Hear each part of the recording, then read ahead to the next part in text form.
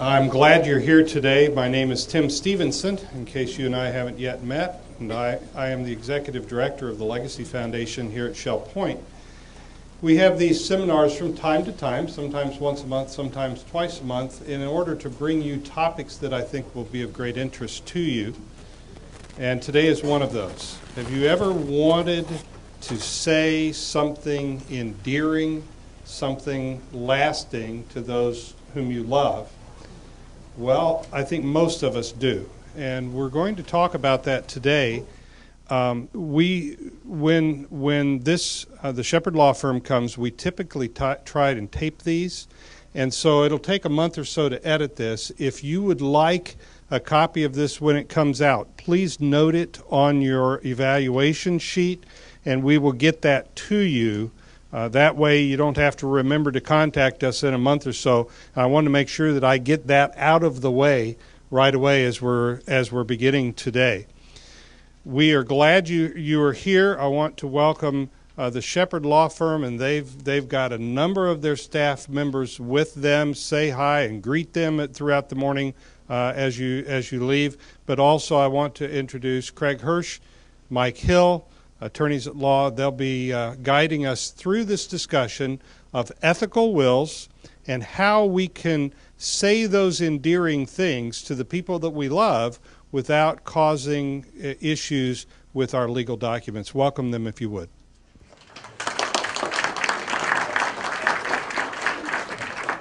Good morning. How's everybody today? Good morning. Good. Great. A lot of familiar faces, so many of you know me and Mike, but for those of you who don't, my name is Craig Hirsch, and I'm a board-certified wills, trusts, and estates attorney at Shepherd, Brett, Stewart, Hirsch, Kinsey, and Hill here in Fort Myers. I'm in my 24th year of practice now, and many of you have been with me that long. You've known John Shepherd before me even. So welcome, and I thank you for coming. Today we're going to have a little bit of fun. We're not going to talk about technical stuff today. How's that sound? What today's topic is beyond legalese. Beyond legalese, and what we're going to talk about really is what a lot of people refer to as ethical wills. Have any of you heard of ethical wills before? No? You know, there's living trusts, and there's living wills, and there's last wills, and now I'm throwing at you another word, ethical wills, right? What ethical wills are, it's your last statement, it can be, your last statement to your loved ones in the form of, maybe it's a letter, it could be a book, it could be, separate writings to your loved ones. We'll talk about that in a little bit more detail. You don't need lawyers to do it, so we're going to outline how you can do it on your own and the things that you should look for and the things that you may want to avoid today. And now everybody has our handouts in a green folder, right? So the slides that we're going to be going through are found on your handouts, so feel free to take notes, and if you have any questions, please hold them till the end. By the way, if you have a cell phone on, please make sure that you shut the ringer off if you don't mind. So we'll take questions at the end, a few questions, and then we'll all stay later. So let's first talk about, maybe some of the shortfalls of your will when we're talking about your loved ones. How many of you actually read your wills and trusts, or the ones that we created for you? You all have read them, right? Come on, please. You all read them. There's language like the largest pecuniary amount that will result in the least possible federal estate tax, blah, blah, blah, blah, blah, right? You see stuff like that. And that's not necessarily what you want as your last words to your loved ones, is it? I mean, now it's necessary. Those things are necessary, aren't they? Because we have to comply with certain trust rules, wills rules, the law, we have to comply with the tax law. So there's reasons why we have to say those words in your documents, but you may want to leave something a little bit more beyond that. So today we're going to talk about how to do that, and what I'm going to do right now is turn things over to Mike to talk about and to define for you more about what an ethical will really is. Thanks, Craig. Again, so the concept here is something separate from these legal documents. You know, some type of separate writing or separate communication where you impart your wisdom, impart your last wishes. Ethical wills are referred to as, you know, the love letter to your family. What you want your spouse to know, what you want your kids or your grandkids, or, you know, what you want your legacy to be. Unlike the wills and the trusts, your powers of attorney. I mean, these are our basic standard estate planning documents that really follow a specific structure. You know, or your trust talks about what happens while you're alive, and then what happens when you die, and then what happens if you become incapacitated, and then what happens when you die. It kind of follows a logical structure.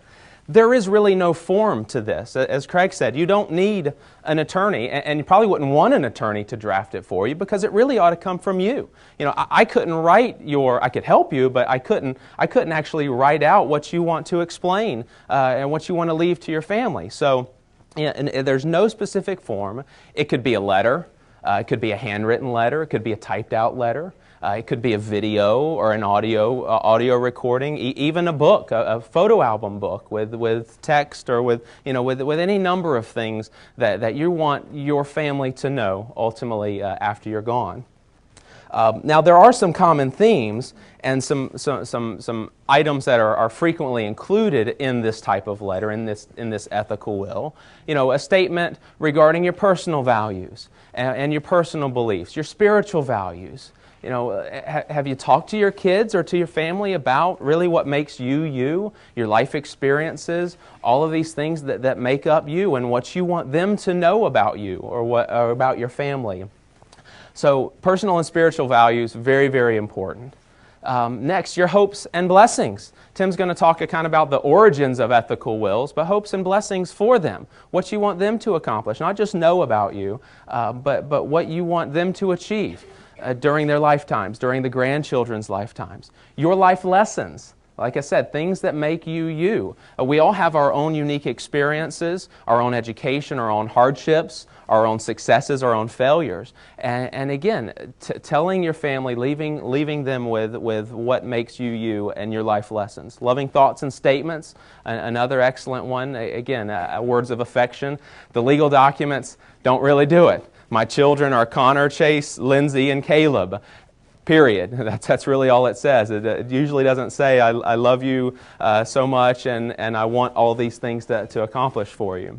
And finally, you know, asking for forgiveness. Craig's going to talk about some things not to probably put in the ethical will, but you know, sometimes we see some asking for forgiveness there. But also another thing to keep in mind is, back to the ethical wills aren't really generic. They're very unique to the person and to the family, and they're going to change over the years. My ethical will would be very, very different than your ethical will, or somebody in a different generation, or your children's ethical will. You know, mine is going to talk about my hopes and dreams for my kids, what I want them to do as they grow up and grow into adulthood. Your kids are already there, so it's going to be a lot different. Maybe you're focusing more on the parenting or the grandkids and what you want them to accomplish in retirement or later in life. So the ethical will, just like your estate plan, it's not something you do, put in a drawer and forget about, because it's going to evolve. It's going to change over the years as things happen, as experiences take place. You're going to want to revise that and again keep it available so that the family has it. So now I'm going to turn it over back to Tim, and he's going to tell us a little bit about the origins and where they came from originally. Interestingly, like so many of the things that are a part of our culture, the origins of an ethical will can be traced back to the Scriptures, and for some strange reason, they chose me to give this part of the presentation. So, you didn't bring your Bible today, did you? Okay. Let's give a quick summary of some places that you will see this kind of thing in the Bible. You remember late in Genesis 49, Jacob, the father of Israel, gathered all of those 12 sons around him, and he gave them a blessing, and he talked to them about their lives and what he wished for them. Then when Moses in Deuteronomy 32 addresses the people of Israelites, he encourages them to be holy people, people dedicated to the God of Israel. When you follow this theme throughout the Scriptures, you'll find that David's last words, both to the nation of Israel and to his son Solomon, are recorded when he says, "This is the blessing that I give you. This is what God is going to do in your life." And then you have in the life of Jesus, when it was the night in which he was betrayed, in John 14 to 17, you have actually 3 chapters there where he expresses to them, now this is what is going to happen. I'm going to protect you coming out of this, and I'll be with you all the way through. And then you'll find the Apostle Paul speaks to his the young pastor Timothy in the book of 2 Timothy, one of the short letters, really says, it's got a strong admonition to him saying, this is what God wants to do in your life, and you've been a son to me. And so that you have all different kinds of examples in the Scriptures themselves that go back thousands of years, and we can see that this is something that is strong and that is helpful in building the relationships with those that we love. Let's go on to the next slide. Some things that you may want to consider are something that you learned from your parents, your grandparents, your siblings, somebody else that was a mentor to you that you would like to pass on, that may be anecdotal in nature by definition. That's the kind of thing we're talking about. That this was important, made an impact on me, and it may do the same for you. You may talk through some forks in the road in your life where you had to make choices and why you're glad for the choices you made and how that influenced you, some of the process that you may have gone through in making that decision that really perhaps changed the course not only of your life but of your family tree. You might want to talk about failures and how they actually became a blessing to you. I think that is probably something that we would tend to overlook, but it might be really helpful for your children, your grandchildren, to understand, I thought this would work out poorly, but in the end, it ended up being something good. When I went into my mother's home following her passing and began to go through her things, it was interesting to me how the things that she kept spoke a love relationship. I found letters that I had written to her through the years. Yes, people still do write letters and not just emails. I found letters that I had written. I found cards that I had written, and that was very, very rewarding as I went through her things.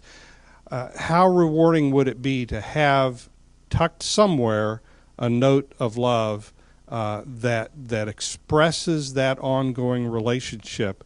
People crave the blessing of their parents, their grandparents, and other people that they love and respect. Don't we? I crave for somebody to say, you did well, I'm proud of you. This is our opportunity really to touch and impact the generations that follow us by just kind words that we want to leave as our last statement. Then, of course, your hopes and dreams. I remember sitting down with my grandmother in her last 2 years and saying, we called her Mom, said, Mom, what do you want for those who come? And we talked a little bit about that, and she said, really, I want my grandchildren to be happy. And those are powerful statements. Tell them the positives that you see in them. That's one of the things that Jacob did with his children. I think is something we can do. I see in you a leader. I see in you someone who cares. I see someone who is sympathetic. Pull those things from your relationship. Use them as a blessing. I think it's a very powerful thing. Some things you may want to consider would also include regrets. In how you might change given the opportunity. But my personal opinion is, I think we can we can express that. I don't think I'd make the whole writing about that. I would like to be a very positive thing, but I think there's times when we could say, I wish this were better. Quotes and Bible passages that have meaning. One of the fun things is to go through somebody's Bible, find out where it was dirtiest and had the most smudges and the most underlining. But you may want to say, this writer, this passage, this statement was especially meaningful to me, and then how you hope you are remembered, I think is a powerful statement. You have an opportunity to have an input into that. Family stories that are important to you. We have family stories that we have shared through the years. Let me share with you one that we have shared with our children and will continue to share with our grandchildren. It's about how we met. I was a sophomore in college. My wife was a brand new freshman in her first week. And one of the guys that I was hanging around with picked her out in the dinner line and said, Tim, I dare you to go over to that girl and tell her that you love her. I took the dare. We ate dinner together. We're married the next summer. Have been married 38 years. That is a powerful story within our family that I'm hoping none of my children repeat. They can repeat the 38-year part. But those are the kinds of things that make a family, and I think how you met, those early days are important features of this. Another thing that happens in large families is, in my case, I'm in the younger set of a large family, and so I rely on the words of my mother and my older siblings for the character of those who were in the generations that passed about the time that I was born.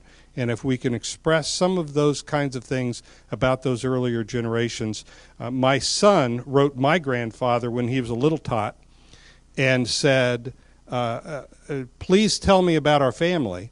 And so he told my son about his life and his father's and his grandfather's life. And his parting statement was, and all of us built our own homes. And so my great-great-grandfather and my grandfather, my great-grandfather and my father and I have all built homes ourselves. And then my son has that as a part of the family story. I think those are fascinating things to tell. Thanks, Tim. That was really good. Before I get into what not to write, let me ask any of you, have any of you already written letters of love or notes to your kids or loved ones, spouses, put them away? Some of you have. Did you find it a good exercise? Yeah, those will be treasured. I'll tell you a story. We're just trying to prompt you so when you try to do this for yourself, you can think of things that you might want to do. I've told this story before in various settings, so some of you may have heard this. So if I have and you've heard it, please excuse me. But one of my most cherished possessions was handed to me by my great-grandmother back when I was 12 years old. She was born in 1890 in Poland. Well, it was then Austria, which is now Poland. And her father came to America before he was able to secure passage for his wife and his then daughter, my great-grandmother, who I affectionately call my Bubby. And they were escaping the pogroms of Eastern Europe at the time. This was around the turn of the 20th century. And he had to come to America and work for several years before he was able to secure passage to bring his wife and daughter here. Well, she told me the story that when he finally did get the passage and she was coming, they were coming on a boat to Ellis Island where everybody was processed, and she was worried. She asked her mother, she goes, "Mama, will Papa remember me? Will he still love me?" And she said, Sure he will. And then they got off in Ellis Island, and it was a very grueling process. You know, if you had tuberculosis or something, they're going to put you on the boat and send you back. You all know those stories. Yes. So when she finally got through processing and she met her father again for the first time over several years, he ran up to her, hugged her, and gave her what she was then handing me, an 1890 Indian head silver dollar, which was a lot of money back then. And he said, "This represents the blessings of America. And I give this to you." And it represented her year of birth, 1890. And our birthdays are one day apart. Mine's March 4th, hers was March 5th. I was also her only and oldest great-grandson. She had 4 great-granddaughters, so I kind of got some special treatment. So that night, she handed it to me. This was back in 1976 when I was 12 years old, and says, "I want you to have this." And I said, "I can't take this. This is one of your most prized possessions. You've kept this your whole life." And she says, "No, Craig, I want you to have it."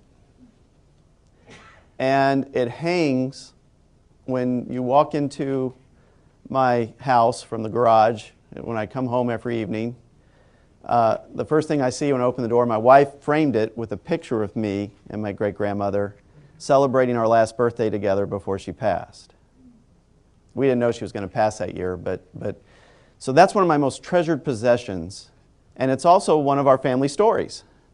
So when I wrote the letters that I have to my children, I told that story. I don't want that to die. I don't want that knowledge, that family history to die. So I put that into the story. I put that into the letter. Now they'll probably all fight over that coin, won't they? I have 3 daughters, so we'll see how that goes. But let's talk for a moment about what not to write. And I'll tell you another story.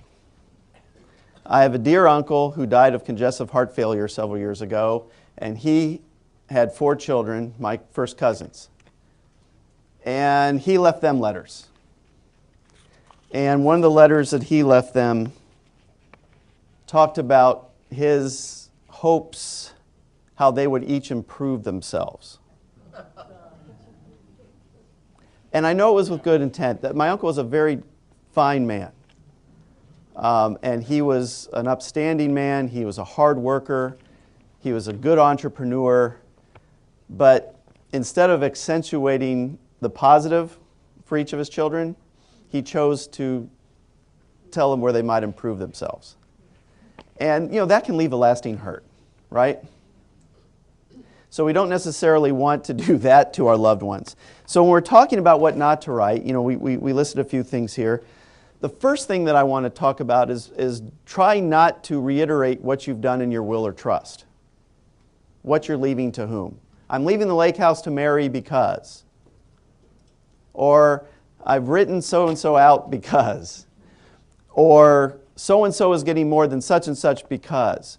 The reason that I suggest that you don't do this is severalfold. Number one, if what you say in your handwritten love note doesn't necessarily correspond to what's in your will or trust, that could create some big problems between your beneficiaries and might even lead to litigation. So you don't want to do that. Okay? So don't try to justify or to reiterate what you've done in your will or trust as to leaving your worldly possessions. Airing of grievances, never a good idea, wouldn't you say? My uncle wasn't necessarily airing grievances so much. He was trying to put a positive spin on it, but you don't necessarily want to go down that road, do we? So my suggestion when you're creating these types of documents these letters would be to keep them positive as best you can. Keep it in the best of light. And that goes towards defensive statements, right? I did this because, or those sorts of things. So when you're writing these things, it might be real easy to fall into the trap of trying to justify certain things that you've done or to ask somebody to improve upon themselves or those sorts of things. But that's really not the intent of this. Or you could make it the intent of this, but I wouldn't suggest that that's what you do because there's no right or wrong here. You can do whatever you want, but you probably want to keep it light and keep it positive. This is another thing. This is the temptation to persuade somebody what you couldn't accomplish them to do in life. Why did you take that social service job? You could have been a doctor.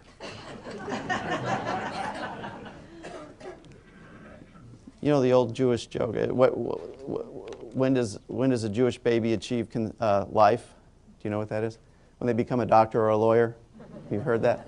So, in any event, you may not want to cede to the temptation of trying to persuade your loved ones to do something that you couldn't persuade them in life by using maybe guilt or those sorts of things because you're gone. So again, the whole gist of what not to write would be, let's try to keep it positive.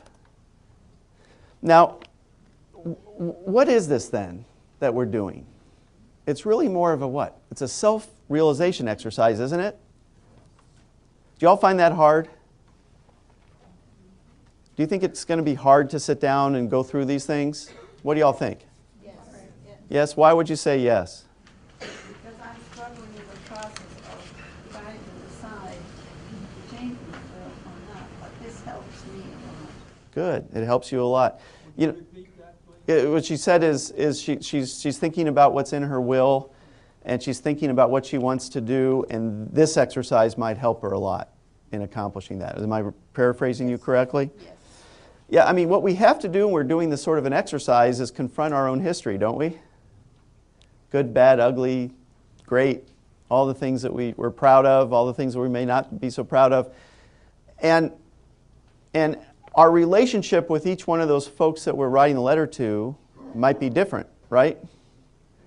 So some of you may want to write it in one big essay to everybody. Others may want to keep it as separate writings because we have separate relationships.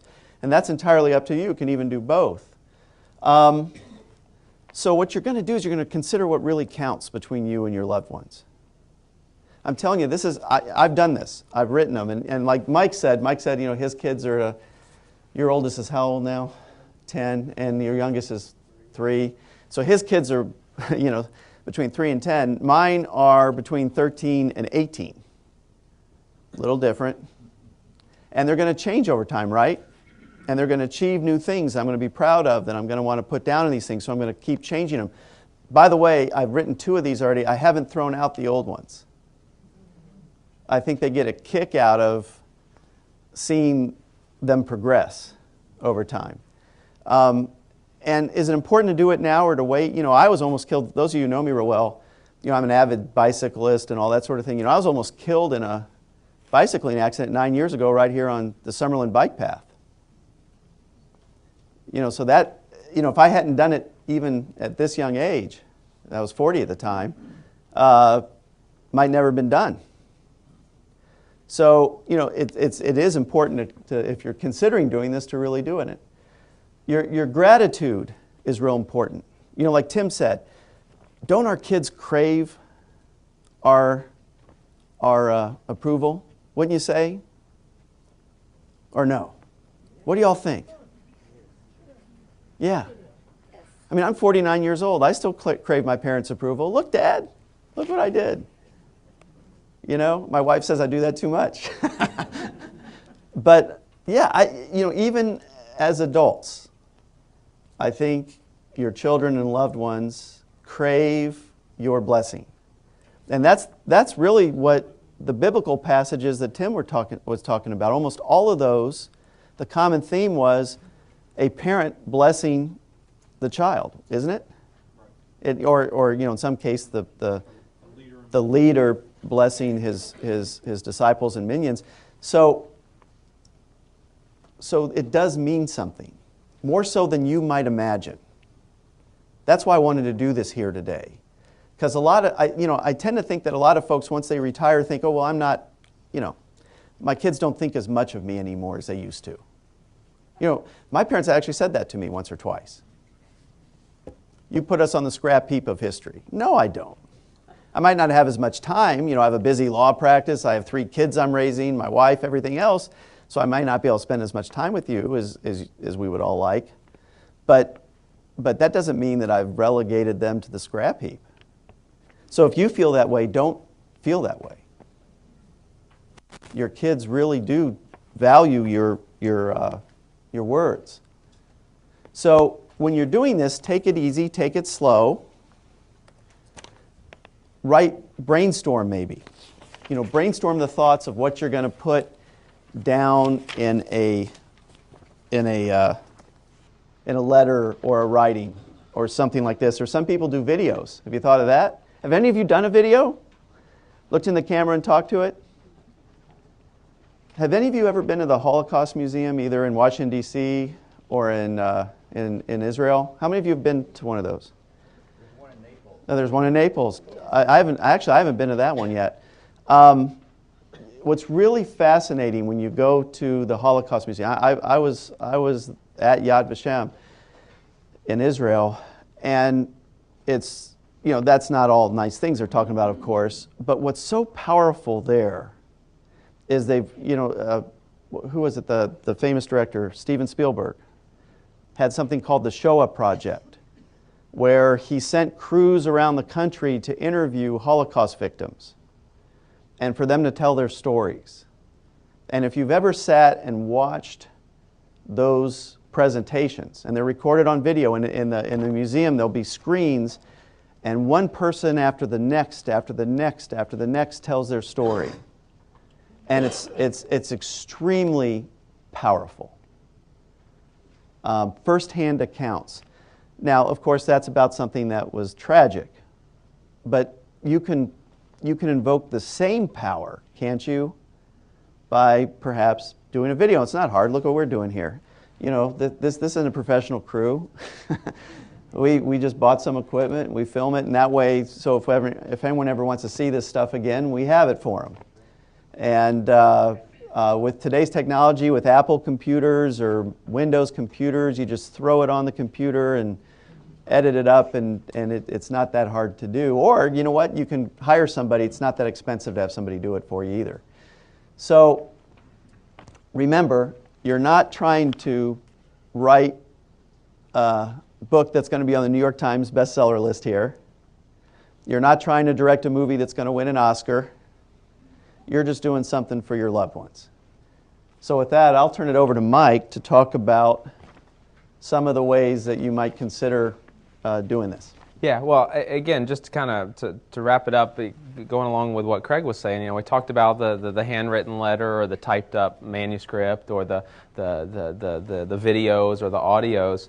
We've had some clients, take it to the next level, and it's kind of easy these days to self-publish a book. It could be as simple as a photo book album. And there are places like Apple and Sony, and pretty much everybody now has an ability. Even at Costco or Sam's, you can go and create a photo album and add text to it, and pictures of the kids or the grandkids or events or anything.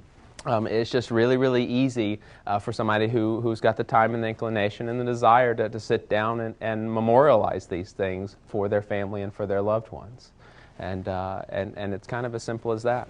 Do you want me to? I'll just jump in. I have an example. Yeah, this sure. is not a remembrance book for purposes of what we're talking about today, but I'll just show you how easy something like this is.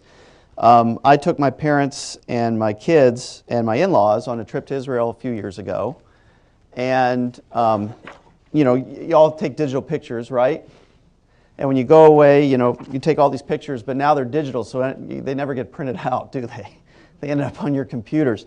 But it's really, it only took me a couple hours, honestly, if y'all want to take a look at this, and I downloaded the pictures into this book.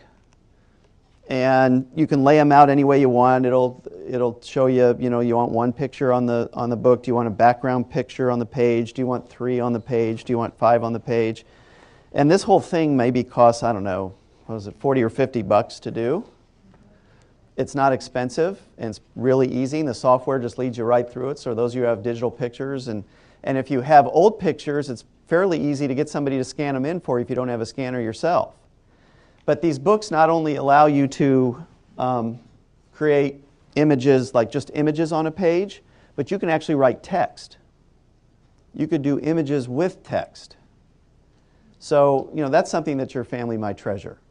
If you're able to scan in old pictures of when, the kids were growing up or when you were growing up, of your parents and your grandparents. And the technology today, gang, and if you don't have the inclination to do this yourself, there's people who can do it for you. was going to say you could get one of the grandkids to help you do it. Yeah, get one of the grandkids to. Yeah, you know, my youngest daughter is probably the most technologically Right. Intelligent person in our house. So you can.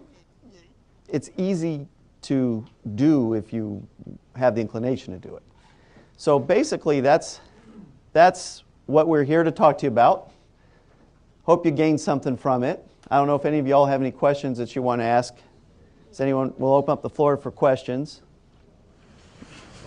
I don't have a question, but I do have a comment. Yeah. What you're saying is to write your kids. What I got is if you had 5 items there, I only picked up on one that I thought was important. To write my kids and let them know how much their mother and I appreciated them as human beings and children. Yeah, write your kids and tell them how much you appreciate them as human beings and Right. children. Powerful statements, very, very important, I think, for you all to say. And doesn't this, what we talked about today, don't you feel like it goes way beyond what your will or trust says? Yes. Doesn't it? Any other comments, questions? You just keep this letter with your will, and wherever you keep your will, is that where you put it? That's a good point. What would you think, Tim? Should we keep, the question is, should we keep the writing with our will, or should we keep it somewhere else? What do you think? My sense would be that there are important papers that you have together, like the will. I think it would be appropriate to put it there. I don't think there's any reason not to, and that's where we all gravitate towards. There also may be another place where you keep important papers. We have the Life Records Organizer that we put out this fall. That might be something you would put with that Life Records Organizer that you would put with your will or trust as well. For those of you who we've done your trust for, you have a 3-ring binder that's really thick, right? A lot of tabs. You could certainly put a writing in there, couldn't you? Yeah, it's about that high. Well, we want to make you feel like you got your money's worth, don't we? What else? Any other? Yes, sir, in the back. You have a printout of what you had on the screen for the Yeah, is there a printout? Did you not get a green folder on your way in? Yeah, the printout's in the green folder. Yes, sir. What do you see as the pros and cons of releasing this ethical will before you die?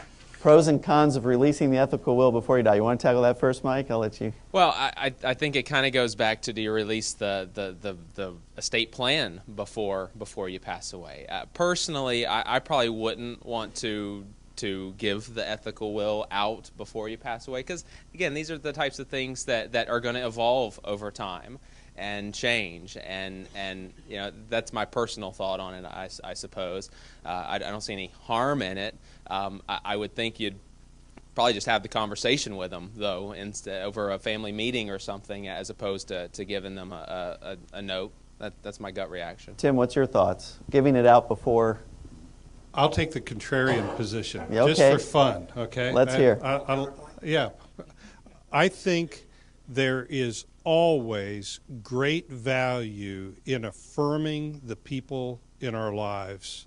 I take great joy in mentoring young people and helping them understand the value of their life. And anytime we sit down and have that kind of an encouraging, I love you and I want you to know why. This is what I see in your life. This is why I'm proud of you. I don't think any of that is wasted. At the same time, I think it's a challenge for us to do that through life, and then we may want to have a final statement too. But I see great value in talking our loved ones through life in those kinds of affirming tones. So I'll take that position, that I think it could be very positive. Doesn't negate the fact that I may want to also have a final word that I would give later too. And I might just add something that I think it depends where your loved ones are in their stages of life. I wouldn't want to give my teenagers too big of a head right now, if you know what I mean. I have 3 teenage daughters at home, so I think that if I were to say certain things that I have in these letters right now, they may come back to haunt me in the future. So I'm thinking that I might now. I think though Tim's right. You know, in my office and at home, I probably don't praise enough. I probably need to praise more and criticize less. And everybody in the back is holding their. What do you think, Dorothy? Oh, okay, she needs to sit down. Let me give you a real-life illustration yeah. of this from me, too. It's been 40 years since I got out of high school, and my father died when I was 11. When I graduated from high school, my mother wrote a note to me that said these words. I can quote it to this day. It's been 40 years. Your father would be so proud of you. Yeah. And 40 years later, that is as fresh as the day I got it. And it was that version of an ethical will for me, for her to communicate from my father, who has already passed, his pride in that kind of an accomplishment. And I think the way that sticks with me, it gives power to those kinds of words. Definitely. Yes. Hi, my sister and I are here visiting her mom and working on some of her legal papers. And we inadvertently omitted on an email to all of our siblings someone's email address. So I want to introduce the idea of unintended omissions. Be very careful when you're doing this, that every loved one is somehow communicated with. If you do this picture book, make sure there's a picture of everyone.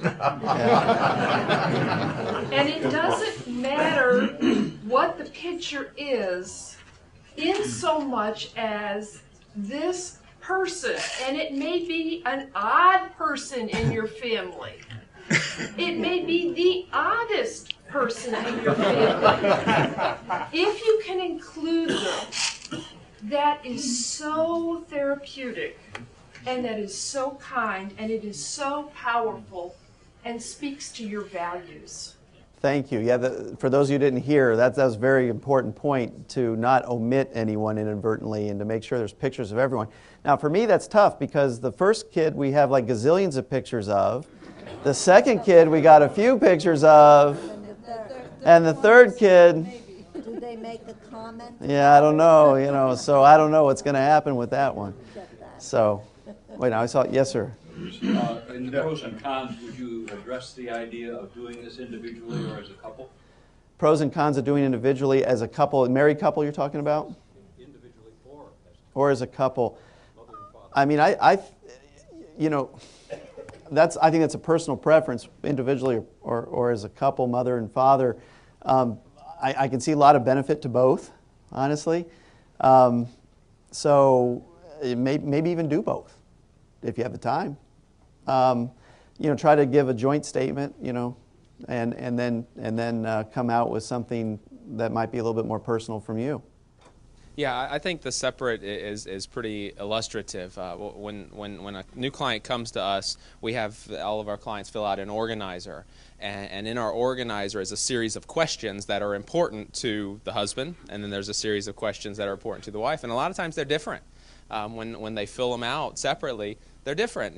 Different things matter. And so I like what Craig said, where you kind of have a beginning that's similar, Mom and Dad, we love you, that type of stuff, and then this is from Dad and this is from Mom. I think there's a lot of value to the separate. Tim, do you have any ideas on the joint or separate? Being married 38 years.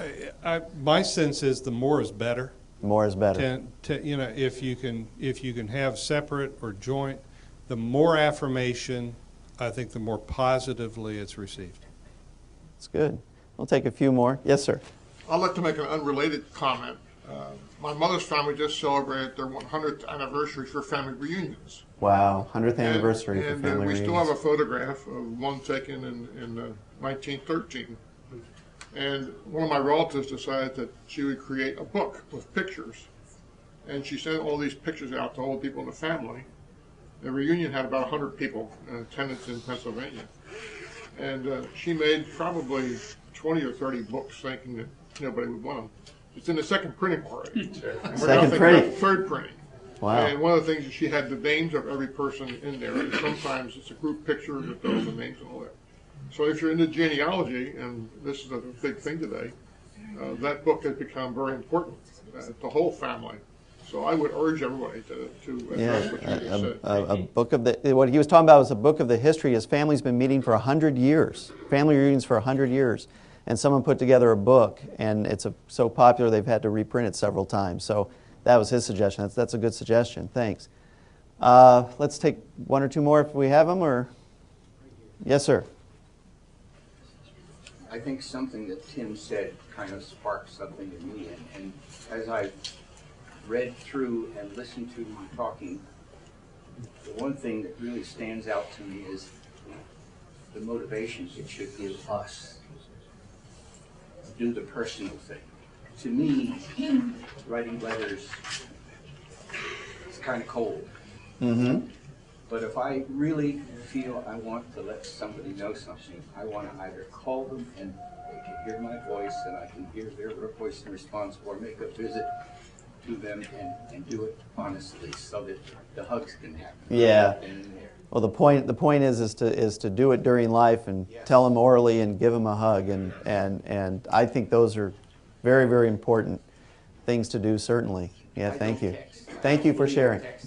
Don't believe in texting. I pick up the phone and call. My wife calls her friends that we've met all around the country over the years that I sound like it's moved me around, and I encourage her to do that. She stays in contact, and they call her.